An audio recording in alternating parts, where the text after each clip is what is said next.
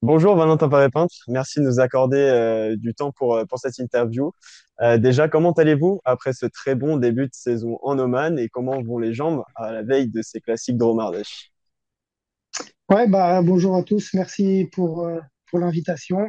Moi, ça va bien. Je suis déjà sur place dans l'Ardèche, dans la Drôme, dans l'Ardèche. Non, les jambes sont bonnes après le retour de match. J'ai fait une petite période de repos et j'ai eu le temps aussi de faire une bonne semaine et demie d'entraînement. Donc, voilà, je me sens prêt pour ce week-end. Il y a quelques semaines, justement, vous avez débuté votre saison en Oman avec la Muscat Classique. Vous avez terminé sixième et le Tour d'Oman, où vous avez terminé deuxième du classement général derrière le Britannique Adam Yates, que vous avez d'ailleurs battu au sommet de Green Mountain. Comment expliquez-vous ce début de saison incroyable de votre part et est-ce que vous vous y attendiez?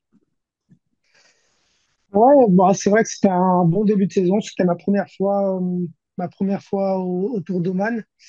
J'ai vraiment pris du plaisir sur la course. Je savais que j'avais des bonnes sensations. On a fait deux stages avec Soudal Quick-Step au mois de janvier. Donc, ça nous a fait quasi 20 jours en cumulé en Espagne. Donc, voilà, je savais que la condition était bonne et que je pouvais m'attendre à un bon résultat. Après, de là, battre Adam Yates sur la dernière étape, je m'y attendais pas trop, mais ben voilà, je me suis senti bien et ça l'a fait. Certains coureurs, quand ils changent d'équipe, c'est votre cas tout simplement, ont besoin d'un temps d'adaptation avant de performer. Vous, on a l'impression que c'est tout le contraire. Qu'est-ce qui change quand on change d'équipe comme vous l'avez fait de Decathlon AG2R à Soudal Quickstep? Ouais, c'est vrai, je me suis plutôt bien adapté à l'équipe. Après, il y a aussi une super ambiance dans l'équipe et ils m'ont tout de suite mis à l'aise et j'ai tout de suite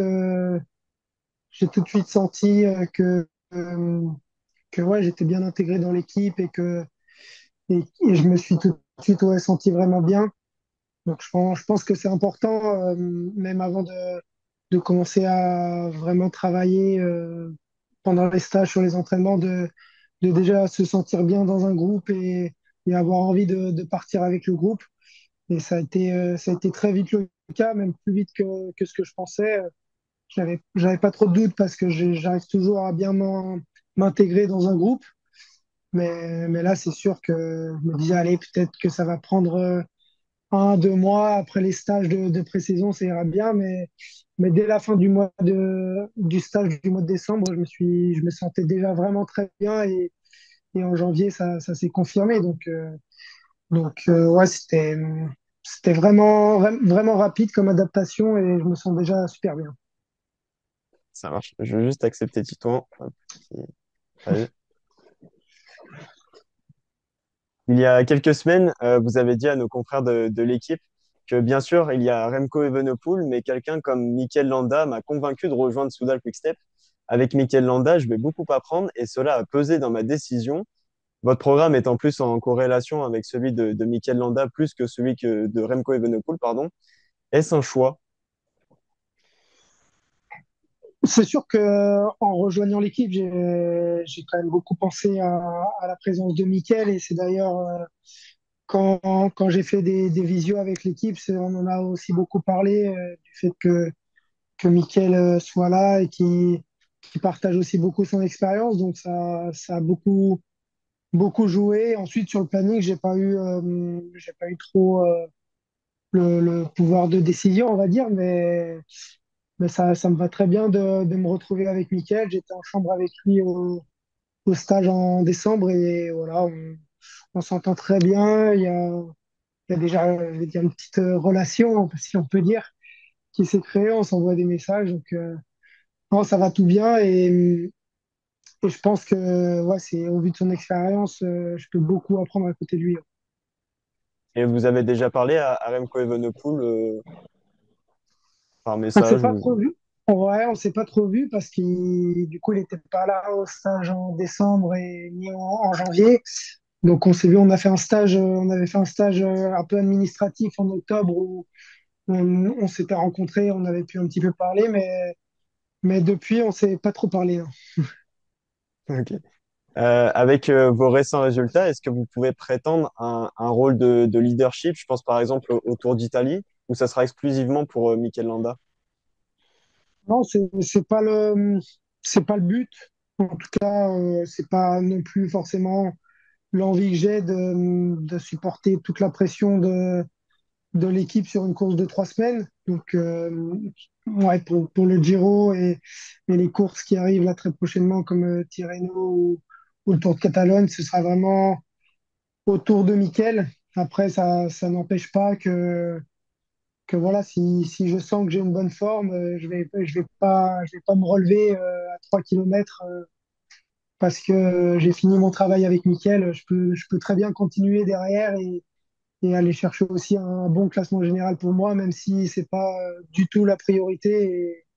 Et voilà, la priorité, c'est vraiment d'être avec Mikel et de faire le travail pour lui. Patrick Lefevere a quitté ses fonctions de PDG de la formation Soudal Quick-Step en décembre dernier. Malgré cela, est-ce que vous, en tant que coureur, vous savez s'il a toujours un rôle dans cette équipe?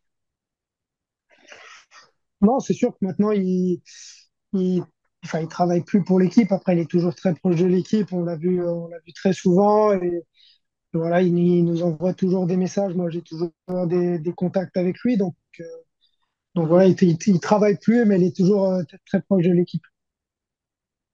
Quels sont vos objectifs à moyen comme à long terme? Quand je parle de long terme, je pense notamment à une course que vous voudriez gagner dans votre carrière.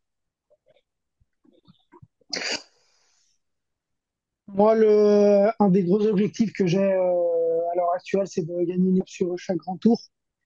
Donc, j'ai déjà gagné sur le Giro, maintenant il manque la Volta et la plus dure, le Tour de France. Mais voilà, c'est vraiment un objectif que j'ai dans ma carrière. Et après, c'est difficile aussi de mettre des objectifs de carrière maintenant parce que chaque année, j'évolue beaucoup et je sais pas vraiment quand ça va s'arrêter et quel niveau je vais pouvoir atteindre les prochaines années. Donc, je veux surtout pas me mettre de barrière en disant je veux pas te faire de classement général ou je veux faire que des classements généraux ou des trucs comme ça. Donc, ouais, pour l'instant, je sais pas trop ce que je vais faire les prochaines années, mais c'est sûr que l'objectif de gagner les étapes sur les 3 grands tours, c'est une ambition que j'ai.